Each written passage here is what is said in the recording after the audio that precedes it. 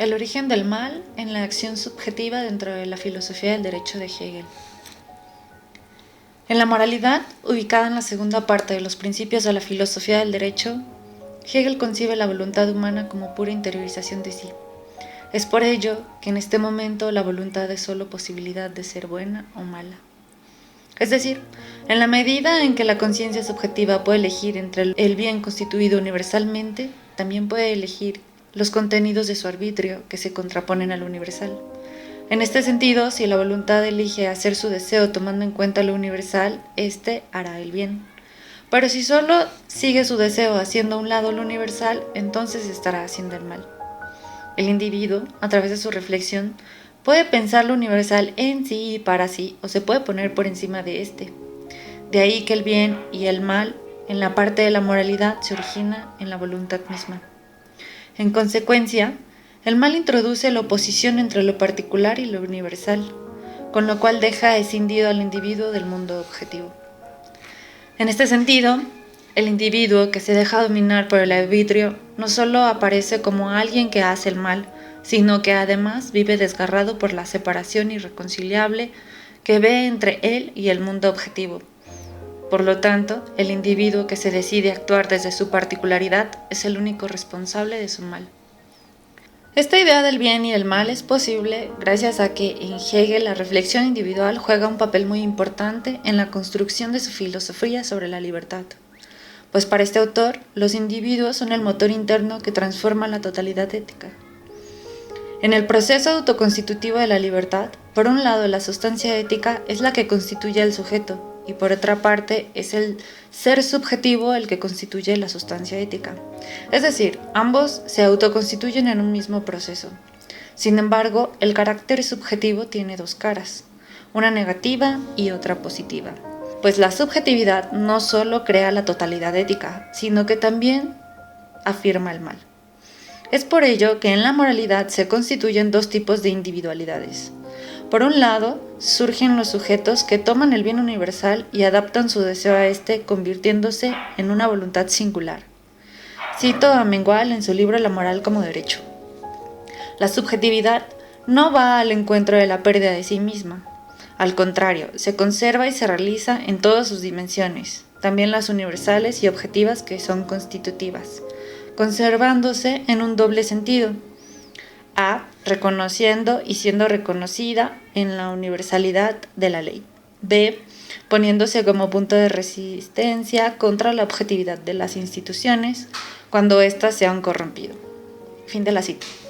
Por otro lado, surgen distintas figuras de la voluntad que se ponen por encima y contrarias al universal, con lo cual no solo se niega la posibilidad de realización plena de la libertad individual, sino también anuncia su propia destrucción. Para Hegel, cualquier conciencia del mal tiene una autodeterminación de la libertad abstracta, porque su actuar carece de contenido objetivo. La conciencia, moralmente mala, no logra completar el proceso de autoconstitución de la libertad, en la cual logra universalizarse. Es por ello que cualquier voluntad en sí disuelve toda determinación del derecho objetivo, del deber y de la universalidad. Cito a Hegel en el parágrafo 138. Aquel individuo que actúa únicamente desde su particularidad lo hace desde su propia concepción del bien o del mal. Fin de la cita. Por tal motivo, este sujeto logra alcanzar tal reflexión sobre sí que toda acción está pensada para protegerse de cualquier daño externo. No obstante, el querer de la voluntad también tiene un lugar importante en la libertad moderna. De ahí se explica la aparición de sujetos que se esfuerzan por encontrar una libertad interna, ya que estos aparecen como necesarios para transformar la libertad objetiva, porque ponen en tela de juicio la vigencia de la libertad universal. Cito a Mengual en su texto La moral como derecho. La formalidad es la presencia de la subjetividad, es el yo quiero que acompaña y que debe poder acompañar en todo momento el orden ético. La formalidad de la subjetividad es indispensable para que el orden sea ético y no puramente administrativo u organizativo, legal o pura costumbre. Fin de la cita.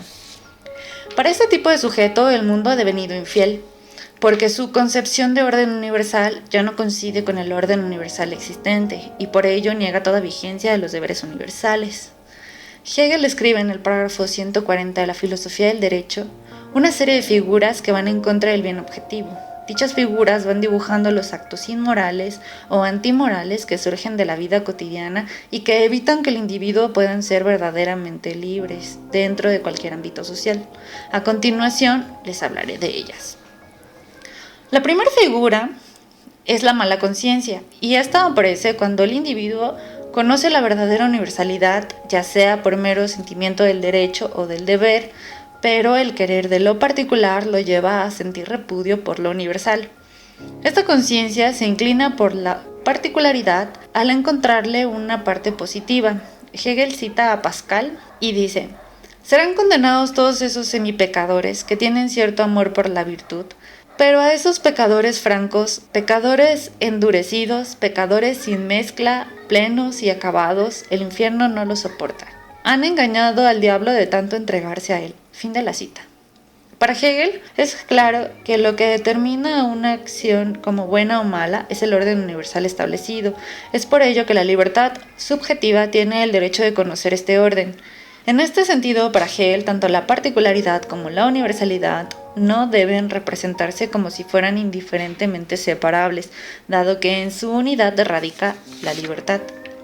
La segunda figura que presenta Hegel es la del fraude. Es una figura del mal que representa no solo la contraposición entre lo particular y lo universal en los actos individuales, sino que también se entrega al factor de la falta de verdad ante los demás, es decir, de engaño. Para Hegel, la voluntad que comete acciones malas siempre encuentra un aspecto positivo, es decir, encuentra buenas razones para realizar una acción. Sin embargo, estas aparecen como contingentes frente a lo universal. De esta manera, a esta conciencia le parece válido ir en contra del orden universal bajo falsas justificaciones, porque cree que toda determinación del bien o del mal proviene de ella misma. En tercer lugar, tenemos la figura de la hipocresía. Es representada por aquel sujeto que une tanto la mala conciencia como el fraude en su continuo actuar. La conciencia de la hipocresía se da una apariencia entre los otros de ser buena, escrupulosa y piadosa, pero en sus acciones, vistas desde lo universal, muestra una falta de todo ello. Además, a esta se le suma la carencia de verdad ante los otros. Esta figura sabe distinguir entre el bien y el mal objetivamente, sin embargo, se afirma entre los otros como buena cuando sabe que realmente está actuando de mala manera. También Hegel habla de la figura del probabilismo. Esta figura representa la conciencia individual que se permite actuar de tal manera que si encuentra una buena razón se permite hacer cualquier cosa. A esta conciencia le basta encontrar una justificación a su actuar cuyo contenido le parezca positivo para darle validez. Bajo esta figura, la distinción entre el bien y el mal dependen únicamente de las razones buenas o justificaciones positivas, sin tomar en cuenta el bien objetivo que impera en cualquier ámbito social. Esta figura da cabida a cualquier buena razón para dar un fundamento a su acción. Estas buenas razones pueden ser diversas y además de que se pueden llegar a contradecir entre sí. Igualmente, el probabilismo entrega tanto el bien como el mal a la arbitrariedad, con lo cual termina sacrificando la objetividad que impera en el ámbito ético en su propio actuar. Por otro lado, también se encuentra la conciencia de la buena intención. Es aquella figura que solo desea realizar el bien. Sin embargo, esta conciencia se queda en la abstracción porque sigue separada del bien objetivo, en tanto que su contenido es meramente particular y por consecuencia contingente. Para Hegel, cualquier contenido de su acción meramente particular puede tener distintas valoraciones. Esto quiere decir que si el bien solo se presenta desde una visión particular, este puede o no coincidir con el bien objetivo. Es por ello que a pesar de que el sujeto siempre tenga deseos de perseguir el bien, inevitablemente cae en la figura del mal, porque lo particular y lo universal están escindidos. Respecto a esta conciencia, cito a Hegel en el párrafo 140. El peligro que representa la figura de la buena intención es que puede ocurrir entonces que, ante las numerosas determinaciones de la acción, algunas entren en contradicciones y ella sea juzgada como buena por unos y como injusta por otros. Fin de la cita. En Hegel, para que una conciencia pueda ser verdaderamente buena, no debe bastar percibir desde sí misma lo que es bueno, pues se muestra como insuficiente ante lo universal. no basta ver el lado positivo a la intención del individuo para determinar que éste actúa bajo la figura del bien universal, pues éste tiene que hacer coincidir su intención con su acción y su acción con el bien universal. Es por ello que la figura de la buena intención, así como las anteriores, disuelven la diferencia entre lo bueno y lo malo, así como también los deberes reales en general. Otra de las figuras de las que habla Hegel es la opinión subjetiva o la convicción. Para la conciencia de la convicción, el bien y el mal, lo justo e injusto, dependen únicamente de su opinión subjetiva y por tanto arbitraria. Es por ello que el bien como objeto del querer individual carece de contenido y de objetividad moral. Para Hegel, el individuo indudablemente puede equivocarse y esta noción de error presupone la violación de la ley establecida. Cuando hay una separación entre lo particular y lo universal y se coloca la ley como algo supremo que proviene de Dios o del Estado, el individuo, al compararse con este supremo, se resta importancia y los delitos se conciben como simples errores humanos. La conciencia de la convicción, dado que vive bajo la concepción de separación entre el mundo objetivo y ella, presupone que hay una ley que solo existe en y para sí. Sin embargo, para Hegel esta separación no puede ser posible, puesto que la ley no actúa por sí misma, sino que es la subjetividad quien le otorga existencia y validez a través de su actuar. Para Hegel, la conciencia que confunde el delito con el simple error transforma el mal en un error que cualquiera puede cometer. Es por ello que el subjetivismo se instala en una posición ilógica y deshonesta. En la figura de la convicción se desprende un principio de justificación, en el cual el modo de actuar de cualquier individuo frente a otro hace que éste quede sujeto a que sean los otros quienes determinen si su comportamiento es un delito o no. Bajo esta visión del mundo, el individuo no puede prever las consecuencias de sus propios actos y queda privado de libertad, pues todo aquello que decide sobre sí le es externo. Por último, se encuentra la conciencia de la ironía, la cual refleja al sujeto consciente de que es él mismo el que sabe y decide sobre la verdad, el derecho y el saber. Es por ello que la conciencia irónica sabe lo éticamente objetivo y sin embargo no renuncia a sí mismo.